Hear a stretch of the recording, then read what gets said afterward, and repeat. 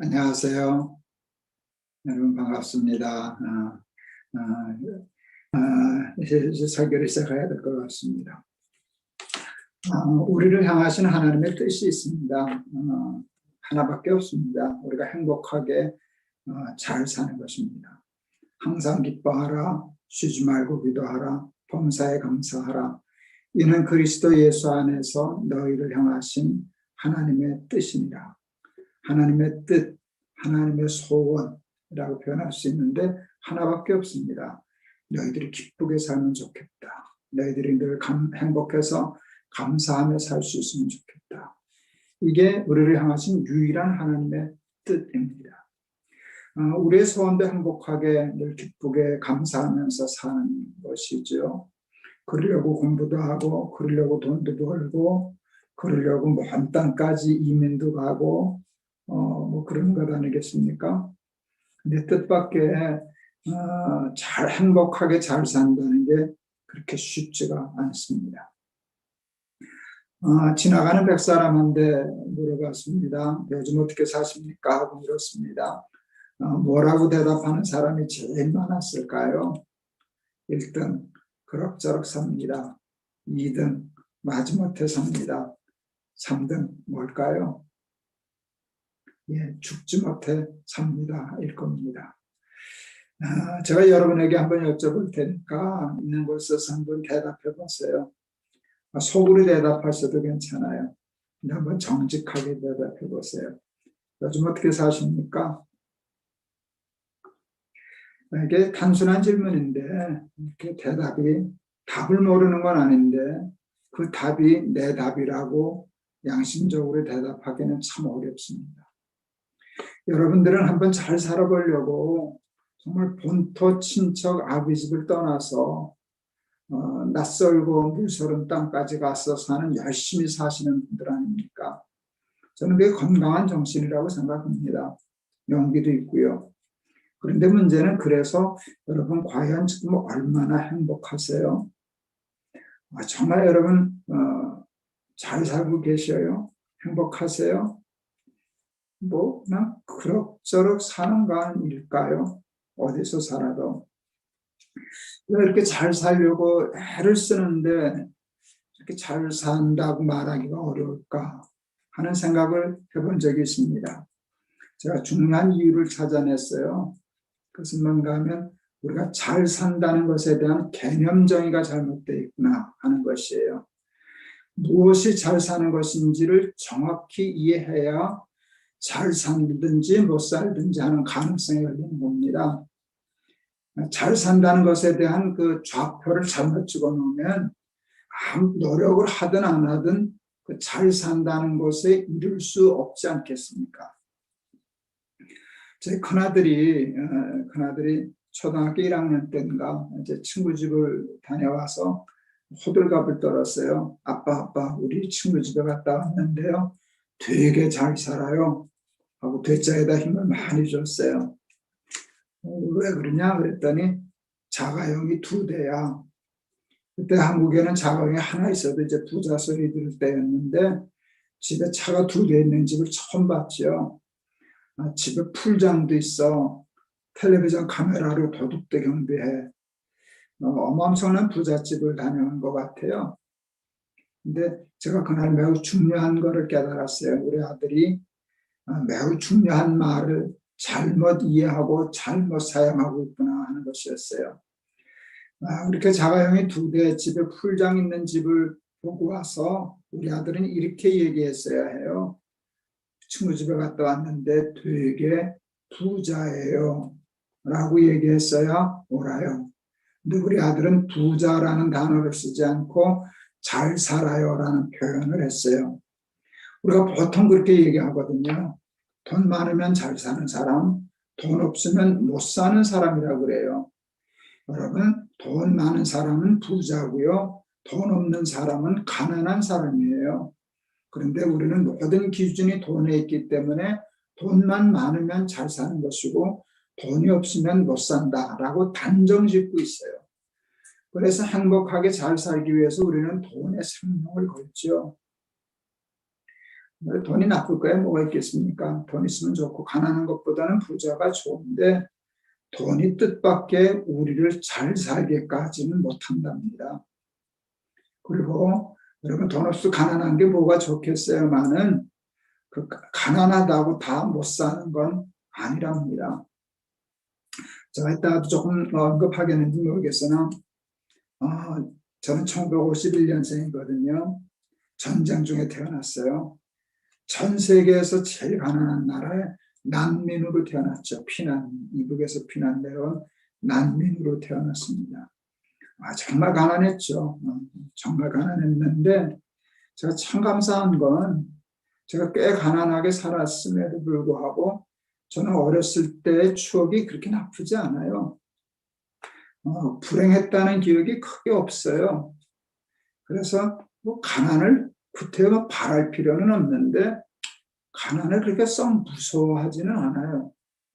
가난하다고 꼭 불행한 것만은 아니더라. 물론 극심한 가난은 불행입니다. 그러나 어느 정도의 가난은 불편이지 불행까지는 아니더라. 제 가난은. 지금은 그때 비하면 엄청난 우리나라가 몇백 배 소득을 올리는 나라가 됐거든요. 제 당대에. 그런데 좋죠. 자가용도 있고 집에 에어컨 넣고 살고 언제 우리 집도 자가용이 2대가 됐네요. 좋죠. 나쁠 게 뭐가 있겠습니까? 많은 그게 행복까지 가져가지는 않더라고요. 그래서 돈이 많으면 잘 산다, 돈이 없으면 못 산다는 정의는 틀린 것이에요.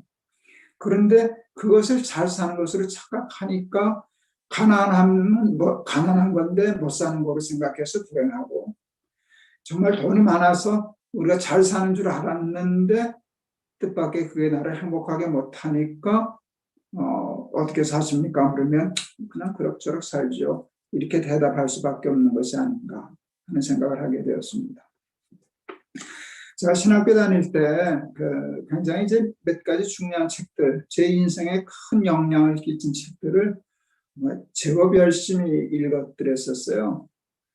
그때 책을 들고 읽기 시작하면 신학교 시험 볼 때에도 시험 공부 안 하고 책 부르고 있었던 기억이 있는데 저한테 굉장히 큰 굉장히 중요한 영향을 끼친 책 중에 하나가 에릭 프롬의 소유냐 삶이냐라는 책입니다. 제 삶에 굉장히 중요한 영향을 주었습니다. 에릭 프롬이 그 소유냐 삶이냐라는 책에서 사람을 두 유형으로 나누더라고요. 소유형의 인간과 존재형의 인간. 소유형의 인간이란 삶의 의미와 목적과 가치를 to have, 소유하는 데 두고 사는 사람, 무엇을 먹을까, 무엇을 입을까, 무엇을 마실까에 두고 사는 보편적인, 저를 포함한 보편적인 우리들의 유형이 소유형의 인간이죠. 근데 에릭 프롬이 얘기하는 존재형의 인간은 소유를 무시하는 건 꼭 아닌데 삶의 궁극적인 의미와 목표를 인간답게 to be, 존재하는 데 두고 사는 사람을 존재형의 인간이라 풀었어요. 그리고 그 책에서 당연히 에릭 프롬이 얘기하려고 하는 것은 우리가 지금 다루고 있는 주제라고 할 수 있는 잘 사는 사람, 행복한 사람. 우리가 더 궁극적으로 얘기하면 구원까지도 갈 수 있는데 그것은 많은 것을 소유한 사람이 아니라 인간답게 존재하는 사람이 잘 사는 사람이다. 그때 진정한 행복이 있다. 존재형의 인간, 흔치는 않지만 정말 인간답게 존재하려고 했어서 소유 가치가 높은 사람이 아니라 존재 가치가 높은 사람에게 지나간 그 사람들이 100사람에게 요즘 어떻게 사십니까? 라고 얘기한다면 그의 지위와 소득과 전혀 상관없이 100% 행복합니다. 잘 살고 있습니다. 늘 감사하죠. 늘 기뻐요. 천국 같아요. 라고 대답하지 않을까. 그렇게 생각을 합니다. 왜 그 소유, 성경에도 보면 사람의 생명이 소유에 넉넉함에 있는 것이 아니다. 이렇게 말씀해 주셨는데 왜 그렇게 우리가 좋아하고 온 생명을 다 걸고 얻으려고 하는 돈, 소유가 우리를 잘 살게 못하는가? 우리를 행복하게 못하는가를 생각했는데 저는 그 이유를 복음에서 찾았습니다. 복음 중에 복음은 하나님이 저와 여러분을 사랑하신다는 거거든요. 그게 복음이에요. 하나님이 저와 여러분을 사랑한다. 근데 여러분, 사랑하면 굉장히 엄청난 일이 일어납니다. 사랑받는 대상이 존귀해집니다. 하나님이 우리를 사랑하시기 때문에 하나님이 우리 인간을 존귀하게 창조하셨습니다. 굉장히 중요한 기독교의 팩트지요. 우리를 존귀하게 만드셨어요. 사랑하니까. 당신의 자녀이니까. 얼마나 크고 귀하게 만드셨는가 하면 천하보다 크고 귀하게 만드셨습니다. 사람이 온 천하를 얻고도 자기 목숨을 잃으면 무엇이 유익하리요? 예수님 말씀하셨는데 이 말씀은 내 생명 하나가 온 천하보다 크고 귀하다는 말씀이에요. 왜? 나는 내 자식이니까. 내 사랑하는 아들이니까. 사랑하기 때문에 하나님이 우리 인간을 그렇게 존귀하게 만드셨어요. 여기에 소유의 넉넉함이 우리의 생명을 좌우 못하는 비밀이 담겨져 있어요. 여러분, 행복하다는 말은 다른 말로 만족하다는 말로도 표현할 수 있어요. 다윗의 시편 23편에서 나의 잔이 넘치나이다 이런 표현을 썼죠. 여러분, 그게 행복하다는 거 아니겠어요? 만족합니다. 나의 잔이 넘치나이다 그랬는데요. 여러분, 하나님이 여기 이제 컵이 하나 있는데 이 컵을 저와 여러분이라고 얘기하면 저와 여러분이라고 하는 이 컵을 사랑하셔서 천하보다 크게 만드셨어요. 그래서 여기에 천하를 다 얻을 수 없지만 천하를 다 얻어서 여기다 넣어도 채워지지가 않아요. 왜? 우리가 천하보다 크기 때문에. 여러분, 작은 것으로 큰 것을 채우는 법은 없잖아요. 우리가 천하보다 귀하고 크기 때문에 천하를 다 얻어도 채워지지가 않는 거예요. 여러분, 그 증인이 솔로몬입니다. 솔로몬에게는 부귀와 영화와 쾌락이 여러분, 강물이 바다로 흘러들어오듯이 흘러들어왔어요. 그런데 그 채워지지 않았어요. 솔로몬이 전도서에서 그러지 않았습니까? 모든 강물이 연하여 바다로 흐르되 바다를 채우지 못하는도다. 자기의 고백이거든요. 그리고 헛되고 헛되고 헛되고 헛되니 모든 것이 헛되도다. 그것으로 내 삶을 채우고 만족하고 내 잔이 넘치나이다. 이런 천국의 삶을 살려고 하는 일이 다 헛됐다는 거예요. 하나도 남지 않고 다 헛됐다 하는 것이 전도서의 가르침이고 고백이 아니겠습니까? 아까 말씀드린 것처럼 저는 1951년생입니다. 1951년생 세계 최빈국에서 태어났습니다. 제가 이제 그 건강검진을 이제 늘 병원에 가서 하는데 처음에 받았을 때 의사 선생님이 혹시 목사님 신장 기증하셨어요? 저한테 이렇게 물었어요. 아니요, 그런 적 없는데요. 근데 왜 신장이 2개여야 하는데 하나가 안 보입니다. 그래서 저도 잘 모르겠는데요. 근데 한참을 이렇게 보시더니 여기 뭐 조그만 거 하나 있긴 있네요. 그러니까 하나는 온전히 있었고요. 하나는 그 의사 선생님 말씀에 의하면 생기다가 말았어요. 나중에 그 이유를 알았는데요. 그 이제 고려대학교의 그 교수님이신데 난민들의 보건을 이렇게 연구하는 분들이더라고요. 여러분, 난민들은 산모들이 영양 공급이 안 되니까 태아가 충분히 이렇게 발달하기가 어렵잖아요. 영양 공급이 안 되니까. 그렇게 되면 참 신기한 게요. 그 태아가 본능적으로 충분히 모든 장기를 만들 만한 영양이 공급 안 되면 생존에 필요한 것부터 빨리빨리 만든답니다. 뇌나 심장이나 이런 거. 신장은 하나만 있어도 사니까 저는 만들다가 모자라서 신장이 하나 반 정도 되게 많았습니다. 얼마 전에 이제 저희 텔레비전에서 그 방글라데시 치타공 얘기가 나왔는데 가난한 그 이제 선박 해체공들 삶을 얘기했어요. 그 끔찍한 지옥 같은 작업을 하는데 하루 일당이 이불이더라고요. 그 이불 갖고 반찬도 없는 밥 3끼를 못 먹어서 굶고 한 2, 3일 거기서 고향이 한 2, 3일 떨어진 거리인데 아내는 거기 두고 왔고 얼마 전에 딸을 낳았는데 딸아이가 태어나면서 2눈을 보지 못해요. 그러니까 저보다 더 극심한 영양 부족 상태여서 저는 신장이 조금 덜 생겼는데 그 아이는 눈을 만들지 못하고 태어나요. 그렇게 이제 말이 엉뚱한 데를 많이 갔습니다. 그만큼 가난한 나라에서 살았죠. 저희 나라가 아마 70년, 60년대 말까지 국민소득 100불 안 됐을걸요. 한 80불 그런 세대를 살았죠. 저는 상고 출신인데 68년도 고등학교 졸업하고 저는 세운상가 점원이 됐었어요. 68년도 세운상가 점원의 제 월급이 10,000원이었어요. 한 달에 10,000원. 예, 3달 동안은 7,000원 받았죠. 견습이라고. 학교 다닐 때 옥수수가루 배급받고 우유가루 배급받고 지금 우리가 아프리카에 뭐 보내듯이 거기서 보내는 옷 구제품 얻어 입고 이러고 살았었거든요. 초등학교 다닐 때 생활환경조사서라는 것이 있었어요. 얘들이 어떤 환경에서 학교를 다니나 그걸 이제 알아보기 위해서 이제 하는 건데 그 질문들이 지금 생각하면 참 우스웠어요. 라디오 있냐? 선풍기 있냐?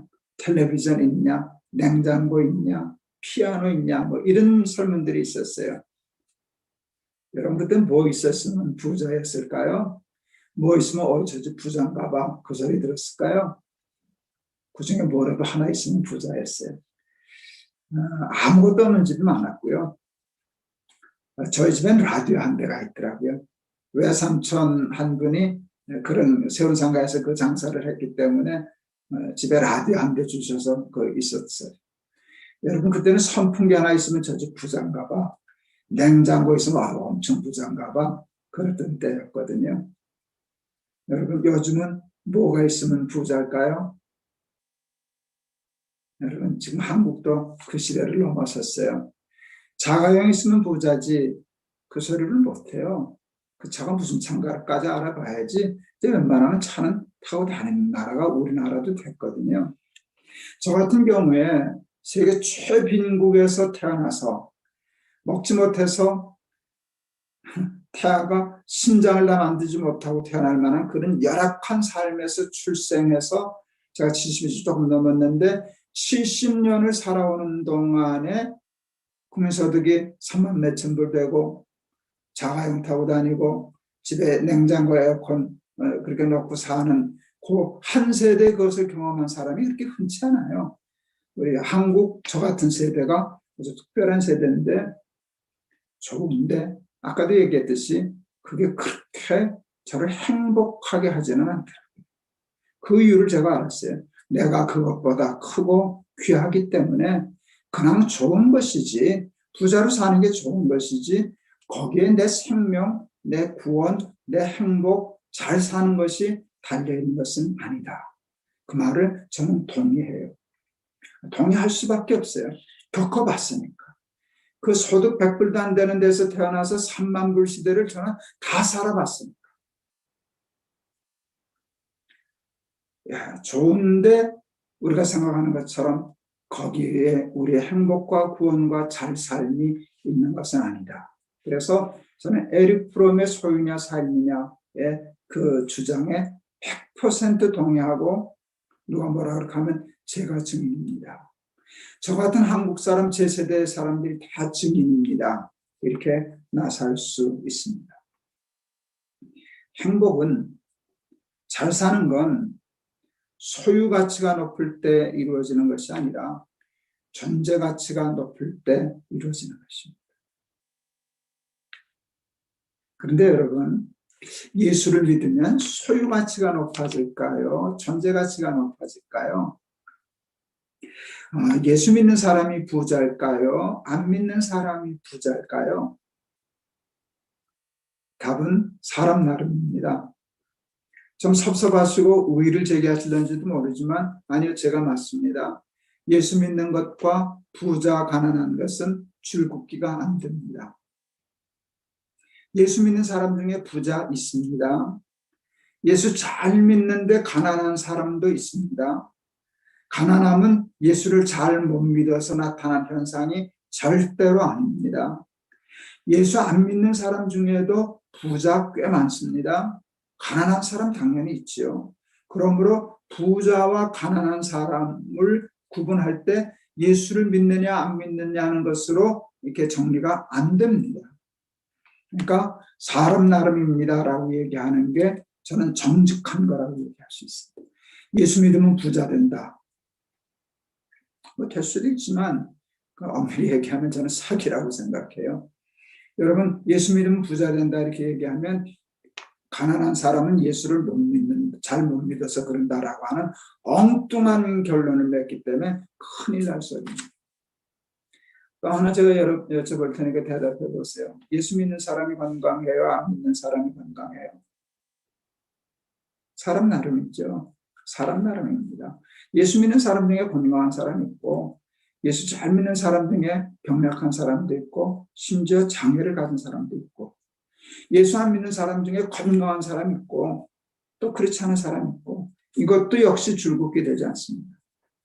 예수 믿는 것이 건강함과 부유함에 아무런 영향을 안 끼쳐 그렇지는 않을 거예요.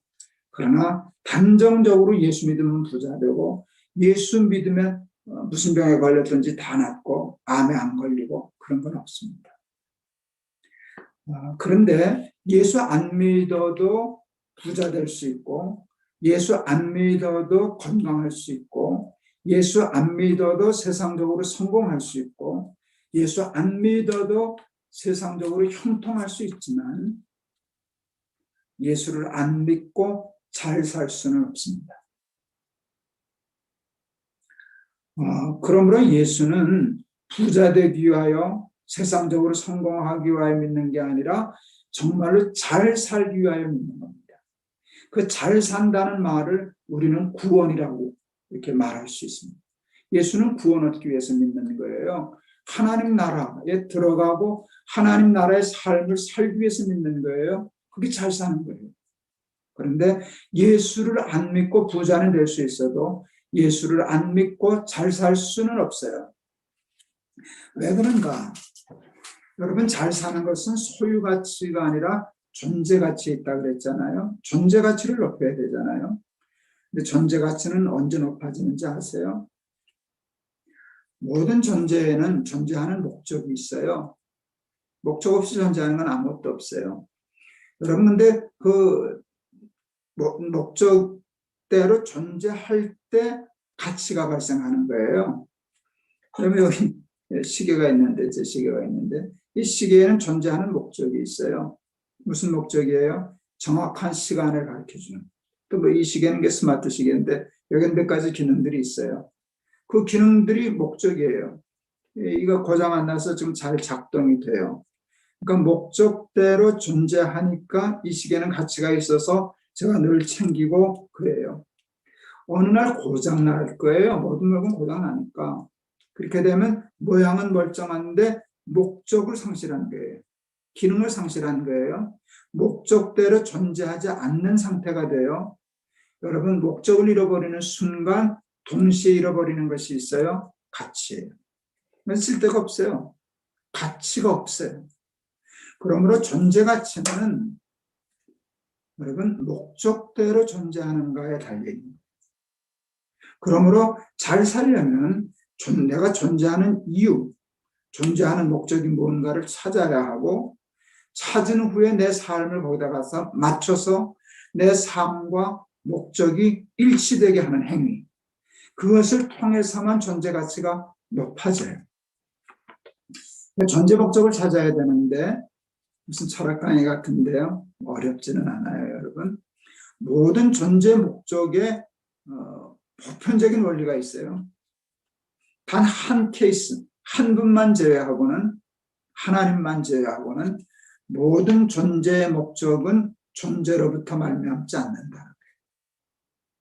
존재의 이유와 목적이 존재 자체에 있는 분은 하나님 한 분뿐이에요.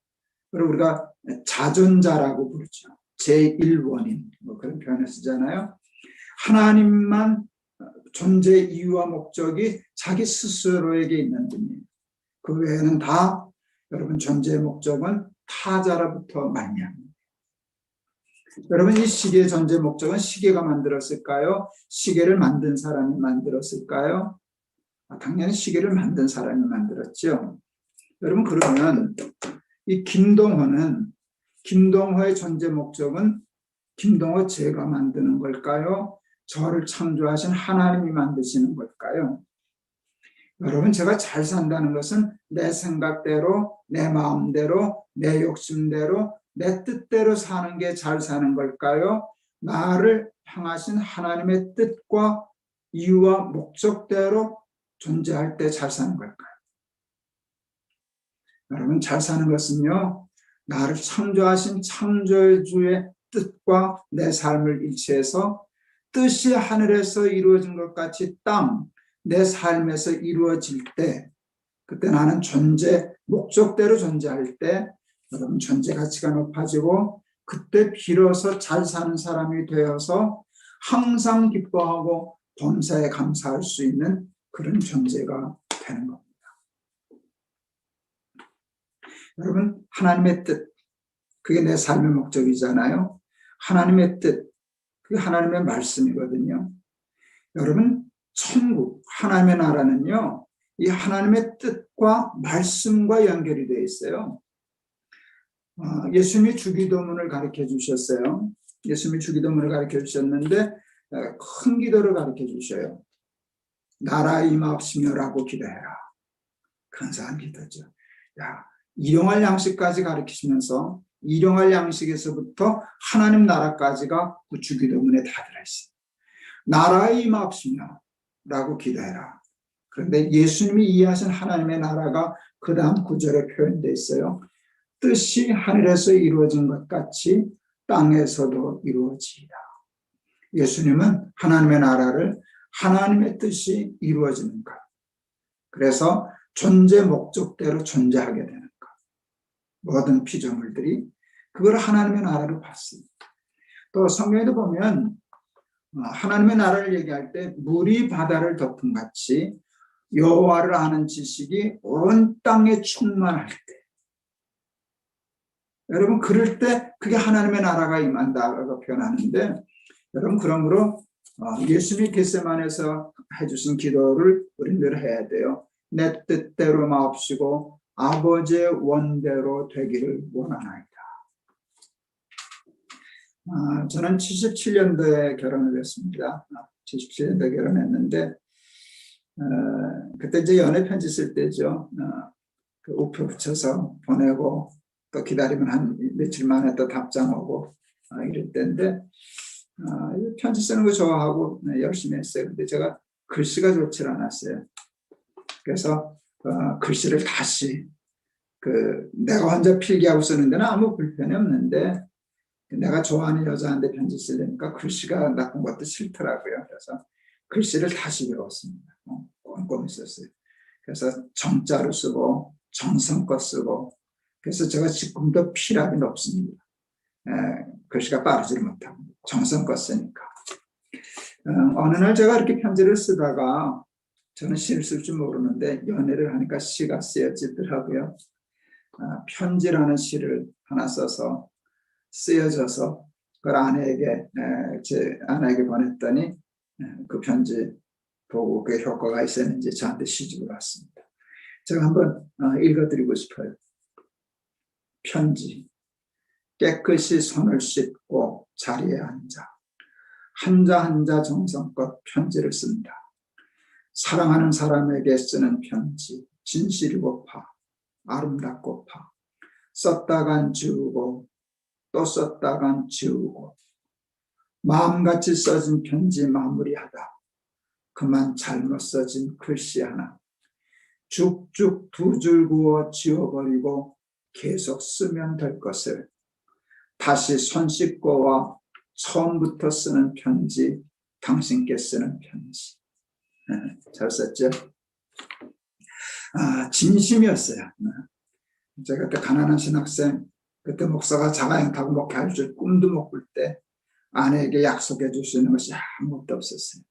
그래서 그냥 내가 열심히 살아서 내 삶의 어떤 열매가 맺히면 그 당신 줄게, 그런 마음으로 그 편지를 썼는데 다 그 목적으로 이루었는지 모르나 제 마음은 거짓이 아니었습니다. 그러고 싶었습니다. 그렇게 살고 싶었습니다.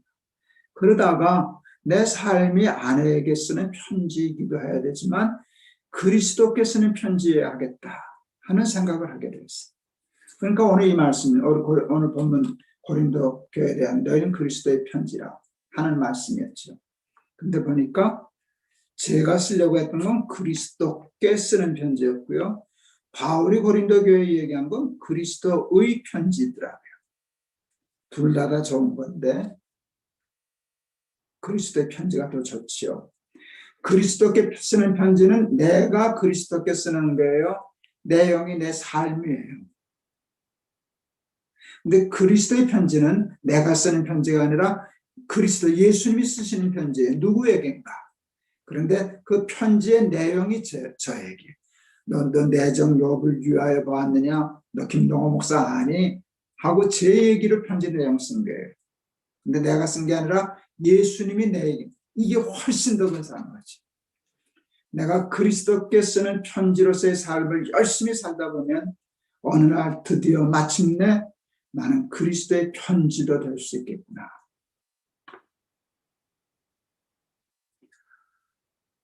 그럼 얼마나 근사할까. 한번 왔다 가는 인생, 내 삶이 그리스도의 편지가 된다면 얼마나 근사할까 생각합니다. 성경에 보면 그리스도의 편지와 같은 표현의 말씀이 또 있어요. 너희는 그리스도의 향기라. 제가 은퇴하기 전에 이제 학교를 하나 세웠어요. 천안에 높은 뜻 씨앗스쿨이라는 대안 학교를 세워서 이제 초등학교 다 졸업한 아이가 이제 중학교 졸업하게 되었네요. 이제 지금 고등학교 설립하려고 준비하고 있는데, 학교를 세웠어요. 제가 학교 이제 뭐 초대 교장과 이사장을 했지만 학교 직접 개입하지 않고 울타리 역할만 하고 학교 잘 가지도 않았는데 한 달에 몇 번 가서 아이들 안아주는 일만 했어요. 사랑받은 아이들이 건강하거든요. 사랑받은 아이가 지능도 높아지고요. 그래서 학교 첫 개교하는 첫날부터 문 앞에 가서 첫 번째 오는 아이부터 와서 꽉꽉 안아주기 시작했어요. 처음에 아이들이 이 할아버지 왜 이러나 하고 당황하더니 언젠가부터는 와서 매달려 안기기 시작했어요. 제가 이제 은퇴를 하고 그만둘 때가 되어서 이 아이들에게 얘들아 할아버지 잊어버리지 마라. 할아버지가 너희들 사랑해서 꼭꼭 이뻐해주고 안아줬다는 사실을 잊지 말아라. 그래서 제가 향수를 뿌리고 다니기 시작했어요. 제가 아르마니 향수를 이렇게 선택했어요. 그게 저한테는 좋아 보여서. 그래서 꼭 한 가지 향수를 꼭 요 배꼽 있는 데다 가슴팍에다 뿌렸어요. 왜? 끌어안으면 아이 코가 그때는 거기에 닿더라고요. 꽉꽉 안아줬죠. 꽤 여러 해 전에 우리 그 학부형 아이 엄마가 제 페이스북에 글을 올렸어요. 목사님 성공하셨네요. 어느 아파트 엘리베이터를 탔는데 아이가 그랬다는 거예요. 할아버지 냄새 난다. 누가 제가 쓰는 향수를 썼던 분이 탔던가 봐요. 그 냄새가 맡아지는 순간 내가 기억이 났고 내가 안아주던 생각이 났고 할아버지 보고 싶다. 제가 그래서 천안 다녀왔던 기억이 있습니다. 평생을 예수를 믿었는데 냄새는 나야 되지 않겠습니까? 좋은 냄새가 나야 되지 않겠습니까? 우리의 삶이 그리스도의 편지가 되고 우리의 삶이 그리스도의 향기가 되는 것, 그거보다 잘 사는 게 세상에 어디 있겠습니까? 좋은 차 탄다고 잘 사는 겁니까? 좋은 아파트, 넓은 아파트에서 산다고 잘 사는 겁니까? 그건 부자로 사는 겁니다. 잘 사는 것은 그리스도의 편지, 그리스도의 향기로 사는 것입니다. 아까 오늘 우리 그 특성해 주신 지사님 너무 부럽네요. 제가 성화하고 싶었었거든요. 제가 이제 변성기 때 편도선 수술하고 그게 이유인지는 자세히 정확히 모르는데 하여간 노래를 부를 수 없게 돼서 그랬는데 저는 노래하고 싶었어요. 그래서 좋은 소리에 대해서 관심이 참 많아요. 제가 예배당을 지을 때 예배당에 돈 많이 드리는 것을 제가 이렇게 옳은 일이라 생각 안 해서 그저 예배 드리기 적당하면 된다 해서 굉장히 이제 조심했는데 제가 돈을 아끼지 않고 무슨 저렇게 돈을 많이 써 하는 것이 딱 하나 있어요. 두 가지인데 하나는 설계고 두 번째는 음향이었어요. 여러분 좋은 소리, 좋은 스피커 앰프 시스템 갖는 거 저 돈 많이 썼었죠. 97년도에 동안교회 건축할 때 총건축비가 뭐 가구까지 해서 한 100억, 그때 100억 컸죠. 지금도 크지만 100억이었는데 100억 중에 10억이 음향이었거든요. 지금은 이제 한국도 교회가 음향에 돈을 많이 써서 10억 그보다 훨씬 더 많은 돈을 쓰는 교회도 혹 있지만 그 10억이 작은 돈이니까 그때 교회 음향에 10억을 쓰는 일이 그렇게 흔치 않았어요. 근데 제가 왜 그러는가 하면 좋은 소리로 특별히 청년들이 많아서 아이들에게 소리가 귀로 들리지 않고 가슴으로 들리는 소리 내고 싶다. 그래서 정말 좋은 시스템 갖췄었습니다. 예수님이 세례요한에 대해서 기가 막힌 표현을 쓰시더라고요. 저는 광야에서 외치는 자의 소리다. 근데 그게 너무 부럽더라고요. 예수님도 좋은 소리에 민감하시고 찾으시는구나. 여러분 소리가 시스템이 나쁘면 참 설계하기 힘들거든요. 예수님도 좋은 예수님 말씀인데 우리는 스피커잖아요. 우리 같은 사람들은 스피커인데 이 스피커가 마음에 안 드는 게 엉뚱한 소리 내고 삐걱거리고 하울링 생기고 그래서 잘 전달이 안 되니까 답답해 하시는 거야. 뭐 이러냐. 근데 세례 요한의 스피커가 너무 마음에 듭니다. 참 마음에 드는 소리 하나 찾았다. 그래서 하신 말씀이 광야에서 외치는 자의 소리다. 제가 세례 요한이라는 제목으로 시를 썼어요. 여러분 읽어 드릴까요? 좀 황당해요. 세례 요한, 그에게서는 소리가 났다. 끝. 그 한 줄 위에 더 쓸 수가 없었어요. 저 나름대로는 그게 세례 요한이라는 시를 쓰는데 더 붙일 것도 없고 뺄 것도 없는 완벽한 시 구절이라고 생각했어요. 그에게서는 소리가 났다. 평생 설교하는 목사로 살았습니다. 2년 전에 암에 걸려서 이제 남은 여생이 얼마나 남았는지 를 계산해야 되는 나이가 되었습니다. 몇 년을 더 살든 못 살든 그건 중요하지 않습니다. 저는 그리스도의 좋은 소리, 예수님이 마음에 들어 하시는 소리, 많은 사람들이 제 스피커를 통해서 하나님의 말씀을 가장 완벽하게 들을 수 있는 그 소리였으면 좋겠습니다. 제가 그렇게 살아낼 수 있다면 그리스도의 편지, 그리스도의 향기, 그리스도의 소리가 된다면 건강이 더 좋아지든 그렇지 못하든 생활이 더 넉넉해질 수도 있겠습니까? 은퇴한 목사가. 이거보다 더 훨씬 나빠지든 가난해지든 상관없이 항상 기뻐하고 범사에 감사하는 천국의 삶을 살 자신 있습니다. 사랑하는 우리 교우 여러분, 먼 타국까지 가서 얼마나 열심히들 사셔요? 이거 참 중요하죠. 세상 일도 다 중요한 거니까. 열심히 하고 돈도 벌 수 있으면 벌고 또 세상적인 성공 다 그거 나쁠 거 없지만 무엇보다도 예수를 진짜로 잘 믿는 사람 되실 수 있기를 축원합니다. 그래서 삶이 그리스도께 쓰는 편지가 되고 결국은 그리스도의 편지가 되고 삶에서 말하지 않아도 그리스도의 좋은 냄새가 되고 그리스도의 광야에 외치는 자의 소리가 되어서 항상 기뻐하고 감사하는 정말로 잘 사는 우리 저와 여러분 다 되실 수 있기를 주의 이름으로 축원합니다. 자, 한번 기도하겠습니다. 하나님 감사합니다. 참 좋은 세상입니다. 이렇게 안방에 앉아서 스위스에 있는 우리 교우들에게, 또 멀리 파리에 있는 교우들에게 함께 은혜를 나눌 수 있는 좋은 세상 주셔서 감사합니다. 오늘 이 예배에 참여하는, 이 사경에 참여하는 우리 모든 심령 하나하나 정말 예수님 때문에, 예수를 믿는 이 일에 잘 믿는 사람이 되어서 항상 기뻐하고 범사에 감사하는 정말로 잘 사는 사람들이 다 되게 하옵소서. 감사하며 예수 그리스도 이름을 받들어 기도하옵나이다. 아멘.